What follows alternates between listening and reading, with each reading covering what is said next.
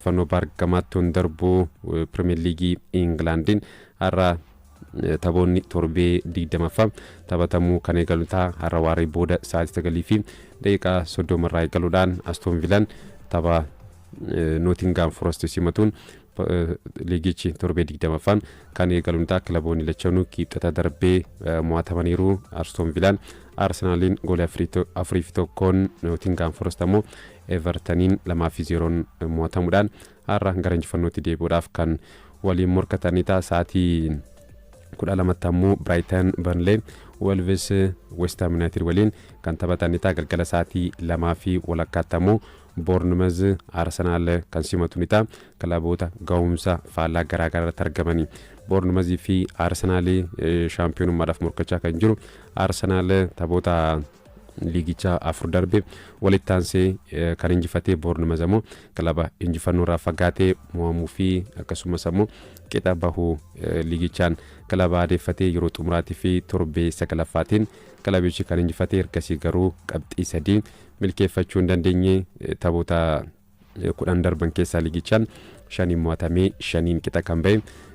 Arsenal tapharraatiin kan injifattu taanaan dursummaa liigichaa kan cimsatu ni ta'a. Garaagarummaa qabxii 4 liigicha dursaati kan jiru. Har'a yoo injifate hanga Manchester Cityin boru taphatutti garaagarummaa gidduu isaanii jiru qabxii 4 gara 7tti kan bal'isu ni ta'a. Bournemouth bara darbee Premier League Englandin dhaqaa galaan Arsenal goolii 2-1 akkasumas ammoo 2-0dhaan injifachuudhaan qabxii 6 Bournemouth Arsenal irraa fudhachuun isaa ni beekama. Bara dorgommii kana garuu Arsenal kilaboota bara darbee ittiin mo'atamaa ture akkasumas ammoo qixa ittiin baatii ture injifachaati kan jiru. Fulham, Newcastle United, West Ham, Crystal Palace bara dorgommii darbee kilaboonni kunneen Arsenal qabxii fudhataniiti kan turani. Bara kana garuu kilabiin Arsenal jechuudha kilaboota kanneen kan injifatee tapharraatiin leenjisaan Bournemouth Andoni Iraola taphichaan dura yaada kennaniin Anthony Semenyo tapharraa irratti akka hirmaatu kan isaan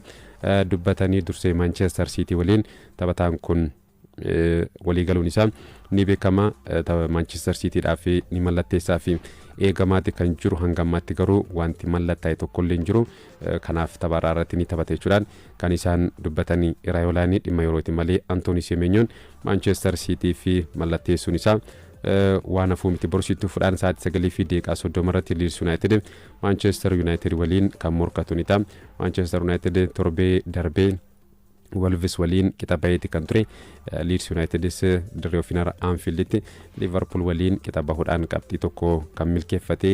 Kanaaf boru Manchester United gara injifannootti deebi'uudhaa fi Elland Roaditti Leeds United waliin kan taphatu ni ta'a. Sa'aatii wal fakkaataa 12 ammoo Everton, Brentford, Fulham, Liverpool, Newcastle United, Crystal Palace, Tottenham, Sunderland waliin ni taphatu. Boru tapha cimaa torbee kanaatiin galgala sa'aatii 2 fi walakkaatti Etihaditti Manchester Cityin Chelsea kan simatu ni ta'a. Chelsean leenjisaa kilabichaa Enzo Maresca hojiirraa erga gaggeessee booda leenjisaa yerootiin durfamaa Manchester City waliin kan morkatu ni ta'a. Cityin kamisa darbee Sunderland waliin goolii malee qixa bahuu isaatiin wal qabatee garaagarummaan Arsenal waliin qabuun gara qabxii 4tti kan jalaa bal'ate. Boru dirqama injifachuutu raayigama Manchester Cityin murkii Chelsea waliin morkatuun.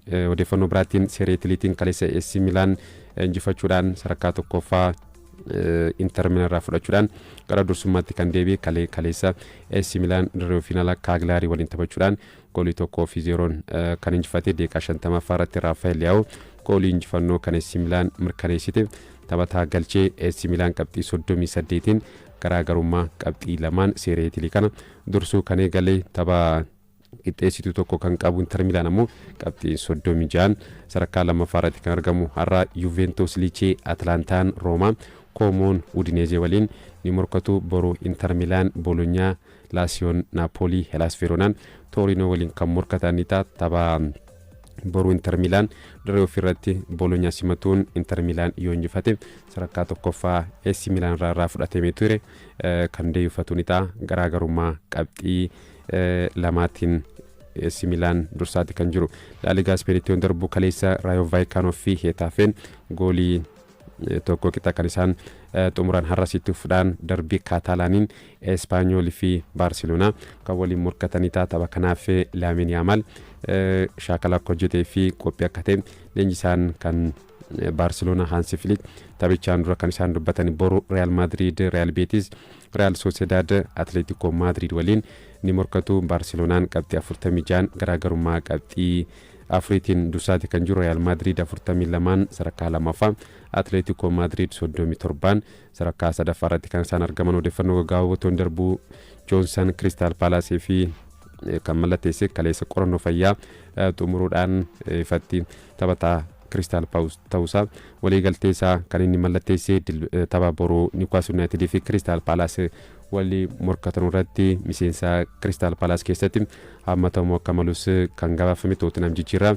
Johnson irraa paawundii miliyoona 35 kan inni argate. Taphataan kun bara dorgommii darbe waancaa liigii Awurooppaatiin Tottenham fi Manchester United waliin morkataniin goolii injifannoo Johnson inni galcheen Tottenham waancaa liigii Awurooppaa shaampiyoonii ta'uusaatiin hirmaannaa Champions League Awurooppaa milkeeffachuun isaa ni beekama. Bara dorgommii darbees goolii 18 dorgommii hundaanuu galchuudhaan Tottenham keessatti goolii hedduu galchuudhaan sadarkaa tokkoffaan xumureetti kan ture. Leenjisaan haaraa kan Tottenham Thomas Frank taphataa kana carraa taphaa kennaafiin jiranuu sababa kanaaf Tottenham gadhiisuudhaan Crystal Palaceif kan inni mallatteesse. Odeeffannoo jijjiirraa biraatiin ammoo AC Milan Niklas Fulkrug mallatteessifachuu ifoomseera. Ergisaadhaan hanga xumura bara dorgommii kanaatti taphataa kana kan inni mallatteessifate AC Milan ga'umsa taphataa kanaatti kan amanu taanaan taphaticha dhaabbiidhaan mallatteessifachuu akka danda'us kilaboonni lamaan AC Milan fi West Ham United kan isaan walii galanii taphataan kun walitti aansee Premier League Englandiin ga'umsa gaariin mul'isuu hin dandeenye erga Borussia Dortmundiif mallatteessee booda West Ham United keessatti sochiin mul'ise gadi aanaadha. Premier League Englandiin walii galaan erga West Ham Unitediif mallatteessee taphachuu eegalee booda taphoota 26 goolii 3 qofa kilabichaaf kan inni galche. Odeeffannoo biraatiin ammoo Liverpool taphataa sararraa lammii Oostiriyaa Ifanii Niduukaa mallatteessifachuudhaaf akka walii gale kan gabaafame. Taphatichi jijjiirraa ganna bara 2026tti Liverpoolitti akka makamuudha kan gabaafame. Taphatichi sararratti qa'umsa gaarii mul'isaati kan jiru ta'us garuu xumura bara dorgommii 2026 yookiin ammoo jijjiirraa gannaa dhufuutiin Liverpoolitti makama kan jedhame. Premier League Itoophiyaa torbee 13ffaan har'a taphatamuu kan eegaluun ta'a Staadiyeemii Finfinneetti har'a guyyaa sa'aatii 7 eegaluudhaan Adaamaan Faasiil waliin kan morkatu ni ta'a. Kilaboonni kunneen lachanuu Premier League Itoophiyaa bara dorgommii kanaatiin kilaboota goolii muraasa liigichaan irratti galeedha. Kilaboonni lachanuu sararraa jabaadha kan isaan qabannu torbee 12ffaatiin morkattoota isaanii injifachuudhaan har'a walitti aansanii injifachuudhaaf kan morkatanii ta'a. Adaamaan garaagarummaa gidduu isaanii jiru dhiphisuudhaaf yoo taphatu Faasiil ammoo gara dorsummaa liigichaatti deebi'uudhaaf kan taphatu ni ta'a. Amma gidduu isaanii garaagarummaa qabxii 5tu jira. Faasiil qabxii 24 sadarkaa lammaffaa irratti kan argamu. Har'a Faasiil dursee waan taphatuuf yoo injifatee Bunni Sidaamaa hanga taphatutti sadarkaa tokkoffaatti ol dhufuudhaaf carraa ni argata. Adaamaan ammoo tapha kanarraa qabxii 3 kan milkeeffatu taanaan sadarkaa sadaffaa Hawaasaarraa kan fudhatu ni ta'a. Qabxii 20 sadarkaa 5ffaa irratti kan argamu Adaamaan Haruma Staadiyeemii Finfinneetti sa'aatii 10tti Itiyoo Elektiriik Yuunivarsiitii Walwaaluu Addiigiraat waliin kan taphatu ni ta'a. Staadiyeemii Yuunivarsiitii Saayinsii fi Teekinooloojii Adaamaatti ammoo taphoota lamatu taphatamaa. Waaree booda sa'aatii 9 irratti Qiddus Goorgisii Walaayittaa Dichaa, sa'aatii 12tti ammoo Arbaa Mincii Hawaasa waliin ni morkatu. Boru Nageellee Arsiin Machaal Shaggar Baankii Daldala Itoophiyaa waliin kan morkatanii ta'a. Premier League Itoophiyaa kana Bunni Sidaamaa qabxii 25 Faasiil 24 dursaatii jiru. Adaamaan akkuma sila kaasee qabxii 20 sadarkaa 6ffaa irratti argamu. Nageellee Arsiin qabxii 19 torbaffaadha. Shaggar ammoo qabxii 12 qofaan sadarkaa 16ffaa irratti kan argamu.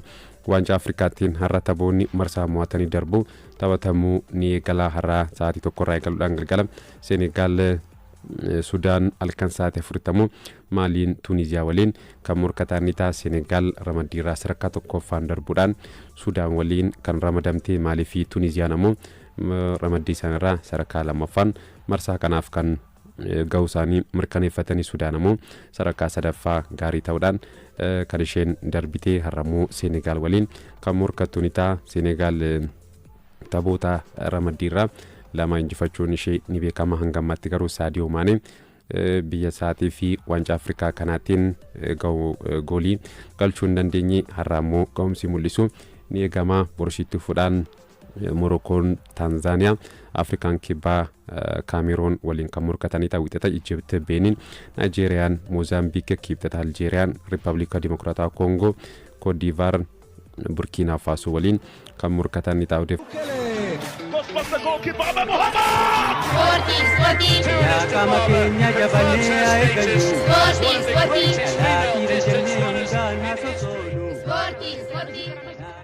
Fannoo Baargamaatti darbuu Pirimeer Liigii Ingilaandiin har'a taphoonni torbee 20ffaa taphatamuu kan eegalu ta'a. Har'a waaree booda sa'aatii 9 fi daqiiqaa 30 irraa eegaluudhaan Aston Villaan tapha Nottingham Forest simatuun liigichi torbee 20ffaan kan eegalu ta'a. Kilaboonni lachanuu kibxata darbee mo'atamaniiru. Aston Villaan Arsenaaliin goolii 4-1 Nottingham Forest ammoo Evertoniin 2-0 mo'atamuudhaan har'a gara injifannootti deebi'uudhaaf kan waliin morkatanii ta'a. Sa'aatii 12tti ammoo Brighton Burnley Wolves West Ham United waliin kan taphatanii ta'a. Galgala sa'aatii 2:00 ammoo Bournemouth Arsenal kan simatu ni ta'a.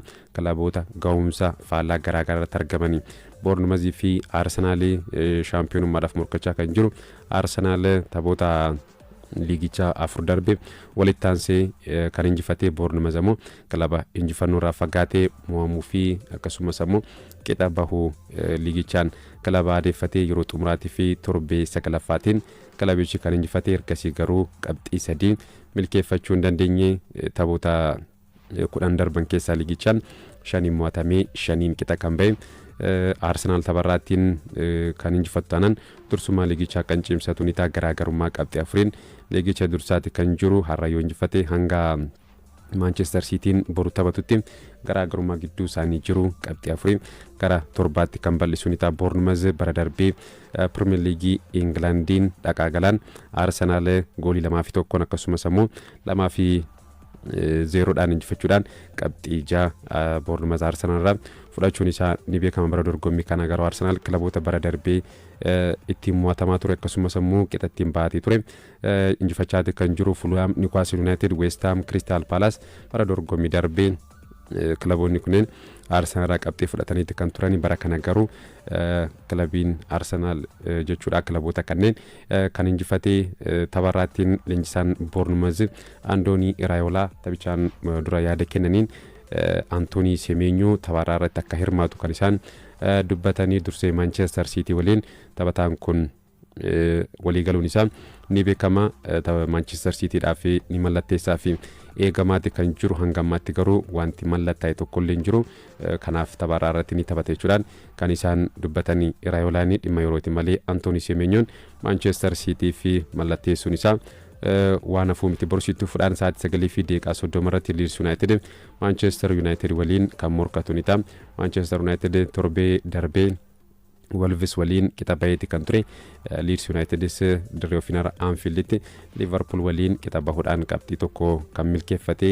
Kanaaf boru Manchester United gara injifannootti deebi'uudhaa fi Elland Roaditti Leeds United waliin kan taphatu ni ta'a. Sa'aatii wal fakkaataa 12 ammoo Everton, Brentford, Fulham, Liverpool, Newcastle United, Crystal Palace, Tottenham, Sunderland waliin ni taphatu. Boru tapha cimaa torbee kanaatiin galgala sa'aatii 2 walakkaatti Etihaditti Manchester Cityin Chelsea kan simatu ni ta'a. Chelsean leenjisaa kilabichaa Enzo Maresca hojiirraa erga gaggeessee booda leenjisaa yerootiin durfamaa Manchester City waliin kan morkatu ni ta'a. Cityin kamisa darbee Sunderland waliin goolii malee qixa bahuu isaatiin wal qabatee garaagarummaan Arsenal waliin qabuun gara qabxii 4tti kan jalaa bal'ate. Boru dirqama injifachuutu irraa eegama. Manchester Cityin murkii Chelsea waliin morkatuun odeeffannoo biraatiin Serie Atiin kaleessa AC Milan injifachuudhaan sadarkaa tokkoffaa Inter Milan irraa fudhachuudhaan gara dursummaatti kan deebi'e kaleessa AC Milan dirree finaala Cagliari waliin taphachuudhaan goolii 1-0 kan injifate daqiiqaa 50 irratti Rafael Leao goolii injifannoo kan AC Milan mirkaneessite taphataa galchee AC Milan qabxii 38tiin garaagarummaa qabxii lamaan seereetii kana dursuu kan eegale tapha qixxeessituu tokko kan qabu Inter Milan ammoo qabxii 36 sadarkaa lammaffaa irratti kan argamu har'a Juventus Lecce Atlantaan Roma Comoon Udinese waliin ni morkatu boru Inter Milan Bologna Lazio Napoli Hellas Verona Torino waliin kan morkatan tapha boru Inter Milan dirree ofirratti Bologna simatuun Inter Milan yoo injifate sadarkaa tokkoffaa AC Milan irraa fudhatamee ture kan deeffatun garaagarummaa qabxii lamaatiin AC Milan dursaati kan jiru. La Liga Spiritoon darbu kaleessa Rayo Vallecano fi Hetafen goolii tokko qixa kan isaan xumuran har'asitti fudhaan darbii Kaataalaaniin Espanyol fi Barcelona kan waliin morkatanii tapha kanaaf Lamine Yamal shaakala hojjetee fi qophii akka ta'e leenjisaan kan Barcelona Hansi Flick taphichaan dura kan isaan dubbatan boru Real Madrid, Real Betis, Real Sociedad, Atletico Madrid waliin ni morkatu. Barcelonaan qabxii 46 garaagarummaa qabxii afuriitiin dursaati kan jiru. Real Madrid 42 sadarkaa lammaffaa, Atletico Madrid 37 sadarkaa sadaffaa irratti kan isaan argaman. Odeeffannoo gabaaboo darbuu Johnson Crystal Palace fi kan mallatteesse kaleessa qorannoo fayyaa xumuruudhaan ifatti taphataa Crystal Palace ta'uusaa waliigalteesaa kan inni mallatteesse tapha boruu Newcastle United fi Crystal Palace walii morkatan irratti miseensa Crystal Palace keessatti hammatamu akka malus kan gabaafame Tottenham jijjiirraa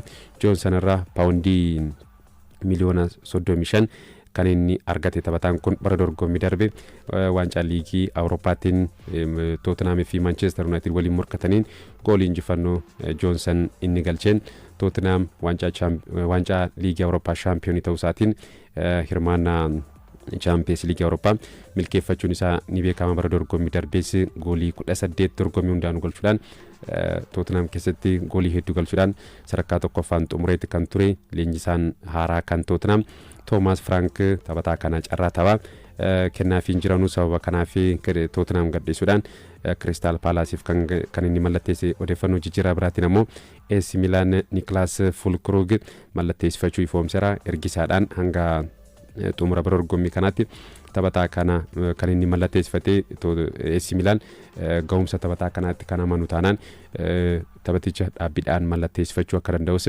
kilaboonni lamaan AC Milan fi West Ham United kan isaan walii galanii taphataan kun walitti aansee Premier League Englandiin ga'umsa gaarii mul'isuu hin dandeenye erga Borussia Dortmundiif mallatteessee booda West Ham United keessatti sochiin mul'ise gadi aanaadhaa. Premier League Englandiin walii galaan erga West Ham Unitediif mallatteessee taphachuu eegalee booda taphoota 26 goolii 3 qofa kilabichaaf kan inni galche.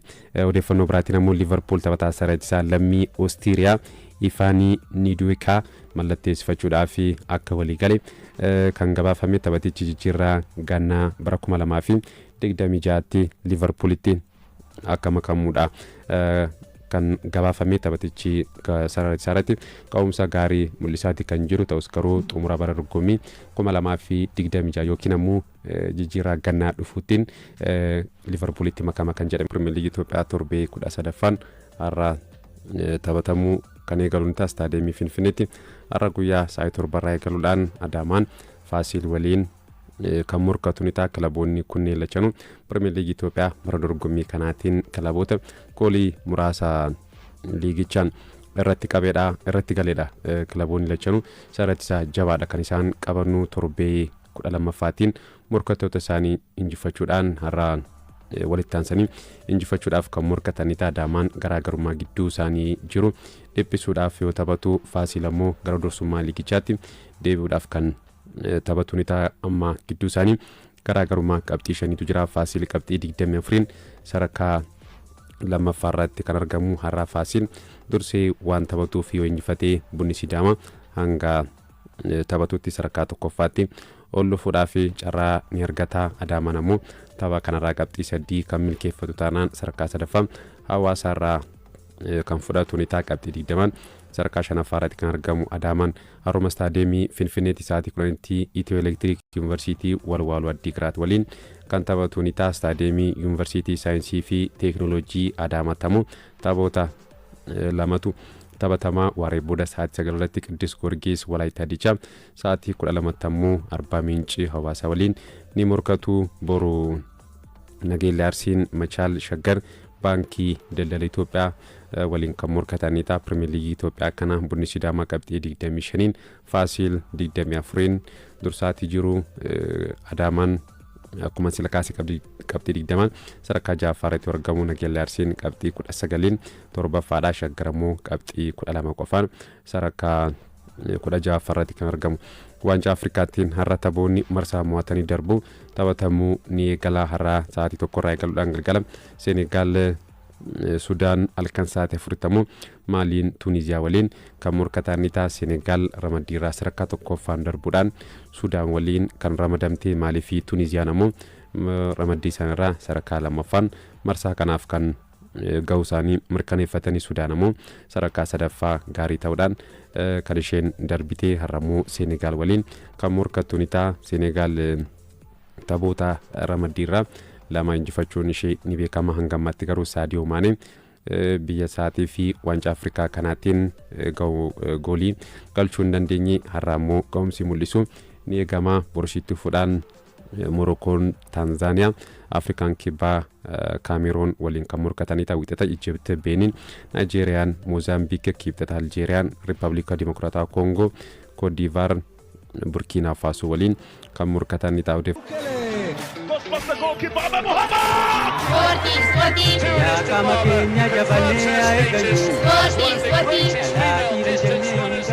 Sporti.